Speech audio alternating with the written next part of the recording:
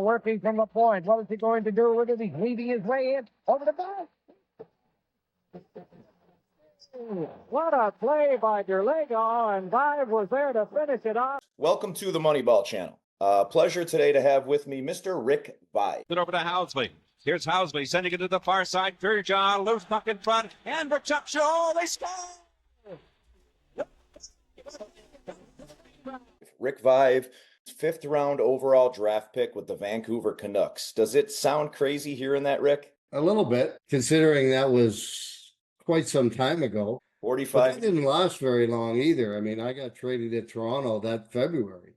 Yeah, well, I was gonna ask you about that. So drafted by the Canucks and never saw a face-off with them, right? Or did you? How did it go? Well, I played, I don't know how many games, and then all of a sudden I wasn't playing much. And then next thing I knew, I was in the press box. So I kind of knew that something was going to happen. I didn't know when or where, but then in February, we came home from a 14-day road trip, and then I was traded the next day. Probably the greatest thing that ever happened to you, right? Yeah, it probably was. I mean, it kind of helped me a little bit playing in Toronto and getting on track. And of course, my centerman, Billy Derlego, came with me. So that really helped. That's nice. Yeah. Yeah. I mean, you formed a little bit of chemistry with him, and then he went with you. So, honestly, I think they did you a big favor. No love lost there, Canucks, right? Well, I mean, you get drafted fifth overall by a team, and you figure that, something's going to happen. You're going to stay there and everything's going to go well. But obviously it didn't. Next thing you know, I'm in Toronto and lighting it up and having a good time and enjoying it. Yeah. Did they ever tell you why? Did they ever say to you like, hey, this is why we're making the trade? Or did they just say, pack your bags? Well, it was kind of funny because when I first went to Vancouver, there was no apartments available anywhere in Vancouver. So I lived with Glenn Hanlon for a little while, and we did get an apartment, my roommate and I, which I can't remember who my roommate was. Yeah. But it was right next door to the building that Harry Neal lived in, who was acting as general manager and coach. So we just moved in. 6 o'clock in the morning, the phone rings. So I answer it, and it's on the other end. It says, "It's Harry Neal, Rick. Let me in." I'm going. I hang up. I figure the guys were pulling a prank on me. Yeah. And phone rings again, and then I realize it is Harry. So I press the button that I think is going to let him in, and it didn't work. I don't know what happened. So I hung up. He calls again and he says, "Just come down to the front." So I go down to the front. It's 6 o'clock in the morning, and Harry goes, "We just traded you to Toronto. You have a 1 o'clock flight." What? And really? it helped. And so Billy Derlego's wife picked me up. We went to the rink. We packed our bags. She took us to the airport. And the next thing you know, we're in Toronto, and a lot of media there. So we stay in Toronto that night, and then the next day we fly to Long Island where we're going to play our first game. And it was all kind of crazy and quick, and boom, it was, here we are. We're in Long Island and we're ready to play.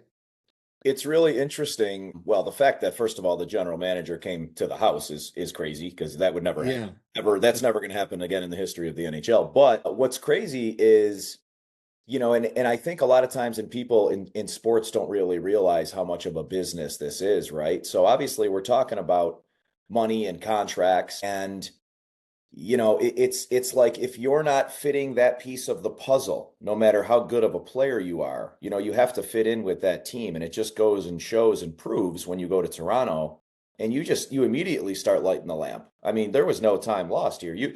I think that, what'd you have that first season? You had somewhere in the 30s, maybe. Well, that year I had 22, I think, total, and then the next year 33. Okay, yeah, so the next year, I think 33, but then you start 50, 52, 54. I mean, you still hold the record for a right winger, I believe, with 54 goals. Yeah, for a right winger, but yeah. Some Austin Matthews guy is trying to move in and break a couple of those records. Well, he already broke the 54. And who would have thought, like 40 some odd years ago, that a kid from Arizona, of all places, would come and break your record? Like, I mean, that's unthinkable. Where are you from originally? Well, I was born in Ottawa, but grew up in Prince Edward Island. Okay. And that was went and played junior in Sherbrooke, Quebec, and didn't play my last year junior. Went to the WHA in Birmingham, which was really what it was all about. Was, you know, playing against pros and men and getting better. And the GM at the time in Sherbrooke didn't really understand why I was leaving, but you know, they offered me a lot of money to stay and play my last year junior under the table. Okay. And I just said, it's not about the money, George. I said, I'm going down there to play against men and pros so I can be better. And I had a pretty good year in Birmingham as a 19-year-old. I think 26 goals and 59 points, and led the league in penalty minutes. Got the shit kicked out of me a lot, but Hey, you know, at the end of the day, it made me a better player. and you were scrapping, like you said, with men, you know, and Yeah. like you said, it taught you a lot more, not only about the game, but it set you up for the next 10-year career that you had, right? I mean, you had a phenomenal career. I personally feel like it's a Hall of Fame career. I know you're, you know, not in the Hockey Hall of Fame, and somebody needs to lobby for that. When you look at your games played, your stats, you know, the all around package, the plus minus, I don't see there's any reason in the world, you know, it's to me, it's crazy. Now, I heard Rick Vaive, and I came up with Rick Vaive, you know, I'm in Buffalo, right? And Yep. when you came up, Christian Rutu, Bobby Halkitis, Kevin McGuire, I think some of those guys, you know, were on the team. I think your job fighting, you didn't need to fight anymore. You had McGuire and Halkitis and Hartman, right? Yeah, that was kind of nice, not having to go out and fight and having guys on your team that would do those types of things. We didn't have that really in Toronto, and that was, you know, I still had to fight. I had over 200 penalty minutes almost every year in Toronto. Yeah, you did You know, both. but Like think about Rick. Think about how many more goals you would have had if you were on the damn ice. yeah, well, I mean, I might have had more. You never know. I mean, I don't like to think back No, because, I'm messing around with you. Yeah, I mean, my time in Toronto was a lot of fun, yeah, with the exception of Harold Ballard, um, who was a good guy. He wasn't a bad guy. He was just very cheap. So he wouldn't pay for a good general manager or a good coach. You know, we didn't have a good general manager. Made a lot of mistakes. You know, bringing three 18-year-old defensemen in the same year. Like, I mean, that is ridiculous. yeah. Yeah, But there's just no experience there, you know. And I think there's a tiny delay, so I'm sorry if I'm cutting you off. I don't mean to. I apologize. no problem. There's a stigma, right, over the Maple Leafs organization. And I have some family in Toronto, obviously Buffalo being so close to Toronto. They're very passionate. No one needs to tell anybody about the passionate Leafs fans. Them and the Canadians are, you know, they usually will come to Buffalo and they'll fill the seats. They'll fill 85% of the seats at a Sabres game. But they can't get over the hump, right? And I don't have it in front of me as far as when the last time the Leafs won, but when were they last in the Stanley Cup? I feel like 2004, okay, last time they were in the cup, or in the playoffs. in the playoffs? Yeah. Wow. Okay, so Oh, sorry, not in the playoffs. The last time they, I think, went by the first round. okay, that would make more sense. Yeah, I know. I think last year they made it. Like, but listen, I know what you're saying. Like the Leafs with Austin Matthews and with this constant, just massive talent, right, in their lineup. And they were lacking a superstar for a little while, right? But they were still an overall good core team. What do you Yep. think it is? Not to spend too long on Toronto, but what do you think it is with them that just can't, you know, they can't get over the hump to that next level? What do you think it is? Well, I think, well, part of it is general manager, coach, whatever you want to, I Sure. mean, but now they have a coach in there that's won a Stanley Cup, Yep. knows how to win, and he's brought in a different style of play that he wants them to play. And I think that's conducive to playoff time hockey. Yes, sir. Whereas before, you know, they're kind of, I don't know how to put it, like too fancy, I guess is a good way to put it. I would say soft. And well, yes, and soft. He's brought in the right guys that are going to make them a little tougher. You look at McCabe and the kid they got from Calgary. I mean, they're blocking shots like crazy. Right. I mean, they got forwards that are in on the forecheck, banging, crashing, turning pucks over. They didn't have that before. Right. And now they do. And I think more so the system that he's got them playing is conducive to possibly going a little ways in the playoffs. I agree with you wholeheartedly. I think I was having a conversation with Tickets, Danny Gare, and with Muni, and we both were kind of talking about how playoff hockey, right? I mean, you could play regular season, you could barely get by, right? Let's say you squeak in by a point, and when the playoffs start, you just nailed it. It's a different game, right? And there's no better game in the world than playoff hockey, but watching the pace of the game, I said I like watching a lot of the West Coast stuff, right? But the pace of the game and just guys laying it out on the line. There's no other sport in the world, these guys will dive in front of, they'll take a puck to the mouth and not think twice about it. And that's just, they could be up 6-1 and they don't want to make it 6-2. Yeah, I mean that's playoff hockey, and I think one of the biggest things is they haven't had that coach or the players that are going to play that style. So yeah, the regular season's fine. I mean, they're always 100 and some points. Yep. They're always in the mix. Although I will say that I do not like the playoff format because they're in a very tough division. Okay. And every year they got to play Boston or they got to play Tampa or they got to play Florida in the first or second round. And I don't know. I think I'd like to see maybe the two division winners are 1-2, but the top 8 teams make the playoffs in the conference. Listen, I'm with you there too. Listen, my favorite was when there was the Adams in the Adams division, and when it was a win, a loss, and a tie. That was my style of hockey. I just thought it was, I don't know, now this overtime loss stuff, and you either win or lose the game, right? In my opinion, if you lose in a shootout or in overtime, then you lost the game. Why not just put it as a win-loss? Win-loss. Yeah. No, I have to agree with you on that. I mean, I think if the game's tied at the end of 60 minutes, each team gets a point. Sure. I mean, why go to 3-on-3 overtime or a shootout to see who gets an extra point? Because especially when you're playing within your division, that makes a big difference. Right. It does. Yeah. No, I'm not big on that, but hey, I don't run the league, so I think that one I can definitely say was directly for the fans or by the fans, right? Because when they open it up, I mean, I will say this, I enjoy watching it as a fan, right? I enjoy the 4-on-4. It's open ice, like that's fun hockey to watch. But it's almost like you're watching an exhibition at that point. You know what I mean? Like you paid for the tickets, you watched them play 5-on-5, a normal hockey game for 60 minutes, like you just said, and then you watch an exhibition. But whatever, we could go on that forever. What was your favorite season? Like, what would you say your favorite season was, or what was the favorite pinnacle of your career? I'd have to say my favorite season probably was one year we finished about 30-some points behind Chicago, who finished first in our division, which was the old Norris division. Mm-hmm. They used to call the Chuck Norris division.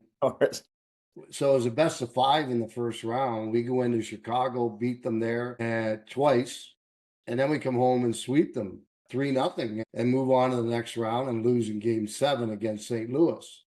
So, or maybe it was Detroit. I can't remember, but we went to the second round twice and lost in Game 7 both times, once to St. Louis, once to Detroit. Yeah. So the 7 years I was there, we made the playoffs 4 out of 7. Yep. But yet they still say that the 80s was the worst decade of Maple Leaf hockey, which I don't understand. I don't think so at all. And who's saying it, right? The guys from the 90s? Yeah, I don't agree with that at all. Yeah. But let's move on to Buffalo though. So, it's interesting to me that you still made your home is Niagara Falls, which is really cool. I noticed a lot of former athletes in every sport, hockey, football, whatever it is. They could be from wherever and say they finish off in Buffalo or they spend some time in Buffalo. Buffalo ends up becoming home. Do you have a little bit of backstory about how, Buffalo or Niagara Falls became home for you? Well, first of all, I love Buffalo. I loved living there. I love the people there. And we played in the old Odd. The fans were Oh, man. fantastic. I love the Odd.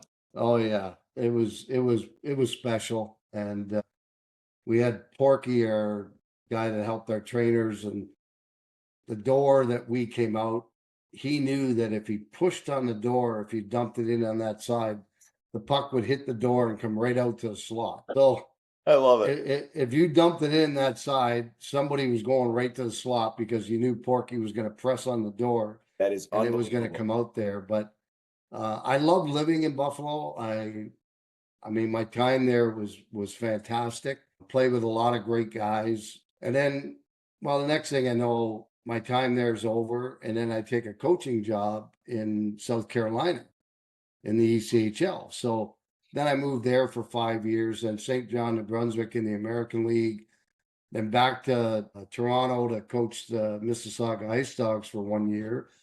And I was living in Oakville, but then I was coming down to Niagara Falls to do a lot of stuff with Steve Ludzik, who had Parkinson's, Okay. and we were raising money for his center at the Hotel du Shaver Hospital Okay. for Parkinson's, and brought my wife down a couple of times, and we said, like, I said, what do you think about moving here? And she goes, well, if we find the right house.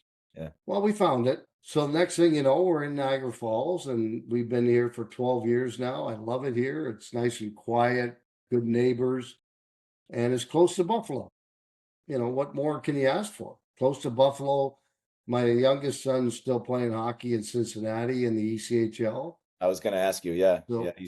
He was drafted, and he was drafted early, like mid 2000s or something. 7, I think, second overall by Anaheim. Really? Okay. High pick. Yeah, and Brian Burke was a GM in Anaheim at the time, and then he came to Toronto, and shortly after he drafted him, and then they didn't sign him when he came out of college at Miami, Ohio. So I got him a tryout in Florida with Dale Talon was the general manager at the time, and I knew Dale very well. And so he went to their camp and then ended up playing in San Antonio and almost 300 games in the American League, but never got a shot in the NHL. I am. I'm very proud of him. He's the all-time leading goal scorer in Cincinnati, the Cyclones. Oh, wow. Okay. And he's still playing, and he's 35 years old. So, and that was after major surgery on his shoulder last February. He just loves the game, right? Yep, he does. And I think we will see him coaching there in the near future. Okay. Yep. Well, I'm gonna look out for him, man. Maybe I should get him on the show as well. Would you ever coach again at any level? I would love to. Coach for 7 years and loved it. And I don't mind saying, I think I was pretty good at it. My biggest asset was communicating with the players, getting across what I wanted them to do. That's everything. And that is, I think, the key. That's everything. As a coach is your ability to talk to your players and get things across to them. And because, like, let's face it, even in the ECHL, those players were the best players on their team pretty much all the way through their career. Of course. Yeah. Of course, but they get to the ECHL and maybe they're not. So you got to have that conversation. And sometimes that's tough, but I picked 3 guys every day that I was going to have a conversation with. And I would tell them before practice, I want to see you in my office after practice. I know they'd be terrified the whole practice because back then you could just let someone go. Yeah, and you're scaring the hell out of these kids. Yeah. So I'd call them in. They'd come in the office. I'd say, we supplied the apartments and everything. And I would just say, how's everything? If they had a wife or a girlfriend, I would say, are they happy with the apartment? Is there anything I can do? You have my number. You can call me 24/7. You get thrown in jail at 2:00 in the morning, call me. I'll bail you out. I'm probably not going to be very happy, but I'll bail you out. And then the conversation after that is, well, you might have been one of the best players on your team growing up, but now you're not. Yeah. And I need you to play a different role. I need you to play third line, shutdown role, kill penalties. And I need you to do that to the best of your ability because that's just as important as a guy on my first line that's scoring 40, 45 goals. Right. Yep. And then, then you get them to buy into it. And then all of a sudden you got a full team because everybody's bought in. That's called a player's coach, and that is the best coach to be. And what I can say about that, and you made a couple of key things that you said there, getting them to buy in, because Rick, it's all about how you say it. You should be coaching at some level, my friend. There's no doubt. Well, I mean, my son's team's off to a 1-8-3 starts. Who knows? Keep your phone handy, brother. Keep your phone handy. What do you think of the Sabres? What do you think of Lindy Ruff coming back? I think it's great. First of all, I can't believe he got fired in New Jersey. I know. I mean, you look at last season. I mean, they had a decent year, but they had 3 or 4 of their best players out, a lot during the season. Yep. But yet, Lindy's a good coach, and he's had success pretty much everywhere he's coached. And then all of a sudden, last year, he gets fired. And I mean, I guess that's part of the game. That's kind of the way it goes. It's like they need you don't win. They need a scapegoat. They got to blame somebody. That's it. They're not going to get rid of Jack Hughes, so they'll get rid of Lindy Ruff. Exactly. You played with Ruff a couple of years, right? Yep. Played with Lindy. Matter of fact, when I came to Buffalo, I remember I wore 22 all the way through junior, Birmingham. I go to Vancouver, I can't get 22 because one of the older guys has it. Yeah. And then I get traded to Toronto and I wear 12 at the start, but then I asked for 22, which is what Tiger Williams wore. And I was traded for him. So I got it. So same thing happens when I go to Buffalo. Lindy wore 22. I remember you had to in Buffalo, though. Yeah, but then he got traded to the Rangers. I wore 12. Oh, okay. And then he got traded to the Rangers, and of course won a cup with the Rangers. I got to wear 22 again. So you're chasing that cup. We got to get you one as a coach. I'm telling you that right now. Well, go ahead. I mean, I won a championship in the ECHL. AHL is a little bit different. You don't have total control over who plays, or I mean, you're being told what to do from the GM and with the big club. Yeah. So that was a little bit more difficult, but I worked with a lot of the young players. I had Marty St. Louis playing for me, and okay, but it was frustrating sometimes because they would call you and say we need a winger or whatever. You would give them a couple of names, and then the next day you come in and they're packing someone else's bag.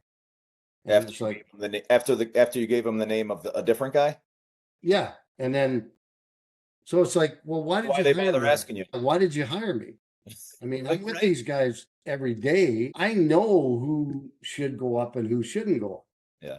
But yet, in 2 years, they called up one guy that I recommended. That was about 3 months left in my second year. And his name was Chris Clark. He was a right winger. So I did a lot of work with him after practice and everything. He was a good young player. Yep. And they called him up with about 3 months left. And he never played another game in the American Hockey League. He was a captain in Washington. He was a captain in Columbus. Yep. And I think he's an assistant GM in Columbus now. Well, maybe they should have listened to you a couple more times, huh? Yeah, I thought so too. But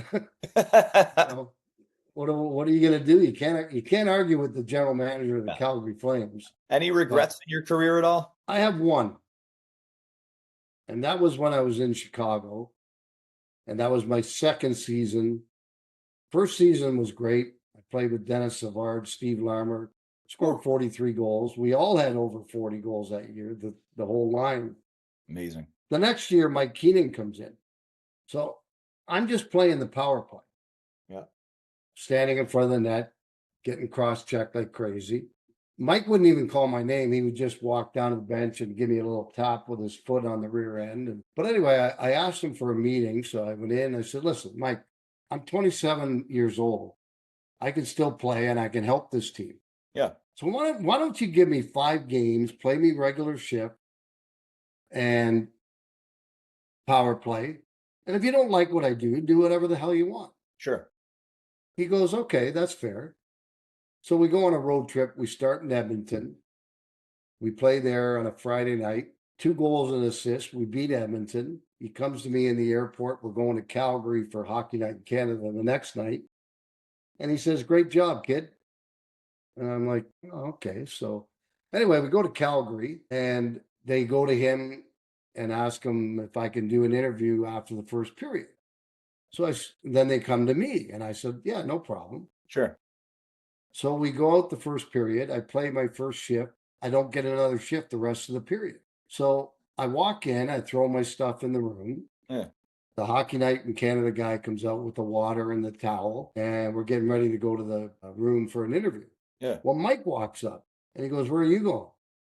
I said, "Well, I got to go do that interview." And he turns to the Hockey Night guy and he says, "Let me get you someone who wants to play the game, not this floater." Wow. And I mean, he's standing right beside me. And to this day, I'm going like this. I'm going, and to this day, I still wish I had grabbed him by the throat, put him up against the wall, and said, "Who the hell do you think you are?" But I didn't. That is a So phenomenal story. And he had some balls doing that, huh? well, that was Mike. Yeah. That's the way he was, and I don't think he hasn't changed. And then I met Scott Morrison's golf tournament every year. Yeah. Okay. And Mike's usually always there. Yeah. So a few years back, we're sitting at the same table, and he walks over to me and he says, "I'm really sorry about the way I treated you in Chicago." He says, "I should have been better with you. I should have played you Really? more." And I'm thinking, okay. And I said to him, I said, "Well, it's a little late now, Mike." Right. What was his beef with you think, Rick? I have no idea. I think that was just his way when he came into a team, because it wasn't just me. It was Dennis Savard. It was Doug Wilson that he was all over. And look at those names. Those are hockey legends, Oh, yeah. yourself included. Like, absolutely. And I think it was just his way of saying, "I am the boss." yeah, he wanted a alpha, he wanted to piss on the carpet, right? Yep. And, I mean, hey, the bottom line was he was a good coach. Yeah. We were well prepared, but sometimes he was just a dick. Yeah. And I'm not going to say he wasn't a good coach, because he was a great coach. Right. And that's very humble and very straightforward of you, recognizing that, saying maybe him and I didn't have the best relationship, but the guy was a good coach and he knew how to get his players to play and he won games. You know what I mean? Yeah, no, absolutely. But that was his motive when he came into a new team. Yeah. Was go after the top guys and let everybody know that I'm in charge here. He couldn't pull that off anymore. I truly don't think he could. I think with the ego, and the agents and everybody involved, there's no way he couldn't pull that off anymore. No, it wouldn't work today. There's no way it would work today. In fact, getting traded, I mean, after that, it was a matter of, okay, I know I'm going to get traded now. It's a matter of where and when. So then all of a sudden, the day after Christmas, I get traded to Buffalo, and I got a 1:00 flight. My in-laws are in town from Prince Edward Island for Christmas. My wife's pregnant, and we have a 2.5-year-old, and I got to catch a 1:00 flight. I'm supposed to play in Buffalo that night, but there's a snowstorm, and I don't make it. Wow. So I don't see them until February 4th. Okay. And that was the way it was back then. I mean, that was just, her brother played 10 years, my wife's brother, before that. Okay. And he missed both of his kids being born because they were on the road. They wouldn't let him go home. But that's all changed now. Yeah. Everything's a lot different. I do like those changes. You know what I mean? You should absolutely be able to be there for the birth of your child. And yeah. I think they give them a few days now, right? Like a paternity or maternity type thing. And I think that's cool. Like you don't need a month off, but it's nice to have a couple days with your family, and there's nothing more important in the whole world. Oh, and I think maturity, and just as you get older, you start to notice and realize that more, right? Because hockey was everything. I'm sure you lived, breathed, sweat hockey, when you were younger, and even, with the pregnant wife, you had to get on that plane. And now, you might be like, the hell with it. I'm just going to miss a game, whether they like it or not, Yeah. Well, I think the big thing now is like even trades. Like I remember when Ryan McDonough got traded from the Rangers to Tampa. Yeah. He didn't get there for a week and a half. Yeah. Yeah. And I'm pretty sure they probably said to him, take your time, get everything all in order, and then you and your wife come down when you're ready. That's a great point. Yep. That's And I think that's the way it is now. And I think that's the way it should have been back then too. yeah. Yeah. You can't just shift your life upside down. It's like a snow globe, right? I mean, you shift everything in a Yeah. day. A couple more questions here, Rick, and I'll let you, get on with your day. And like I said, I certainly appreciate you taking some time with me. I remember you vividly, playing for the Sabres.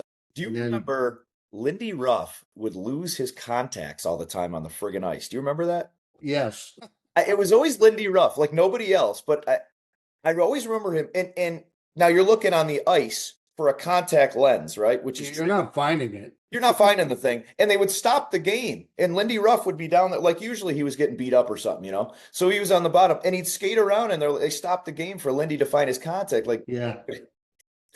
I remember that. Thank God I didn't wear contacts. Man, but you did, you were bailing him out a few times. I mean, you like I said, the enforcer aspect with the goal scorer is a rare thing now. And in my opinion, the best style of hockey player. Ovechkin, he's a tough player who can score. Yeah. As much as I hate to say it, there's a couple other guys, Boston players, because I don't like giving them credit. But that old school mentality of score and Cam Neely, remember that kind of style? Yeah. Just warriors, man, and that's the type of player you were. And man, like I said, pleasure to have you on. It's an honor, man. You really were an awesome player and a great person speaking with you as well. Well, thank you. And you look at, just to get to what you're talking about, you look at the Florida Panthers last year. Yeah. All their best players, every single guy on the team, not just 1, 2, 3 guys. Everybody on that team finished every check. And I'm happy for guys, when they leave like that and they go have success. I'm happy for them. Yeah, I mean, you look at Rick Dudley, who's probably one of my favorite coaches in Buffalo. Yeah. And he works with the Panthers, and just watching him be able to raise the Stanley Cup for me was real special, because Rick was special to me when he was coaching us in Buffalo. Although I will say he lost his composure quite a bit. Yeah, he got a little upset. This is a good story. Yeah, let me hear. We were playing at the Odd one night. We're playing LA. I think we're up like 4-1 with about a minute and a half left in the game. Yeah. But he was still, he would give it to the linesman referees every time they went by the bench. But Ron Asseltine, who was the linesman at the time, great guy. He's at the blue line right in front of our bench. Yeah. And LA goes offside probably by 3 feet. And he goes like this, no offside. They score a goal. Duds goes ballistic, like starts pounding on the glass behind the bench. And the glass at the Odd, as you know, would be going like this. Oh, yeah. And the fans are jumping out of their seats, getting the hell out of there. But we had already, we kept talking to Duds about that. Yeah. Like, you got to leave the referees alone. Yeah, you're not going to get the calls later. Exactly. And we said, if it comes down to an important game, yeah, we might get screwed by that. Yeah, yes, you're right. And the funny thing was, after that, he didn't say a word to the officials for the rest of the season. He listened to you guys. Well, thanks again. Enjoy the rest of your day.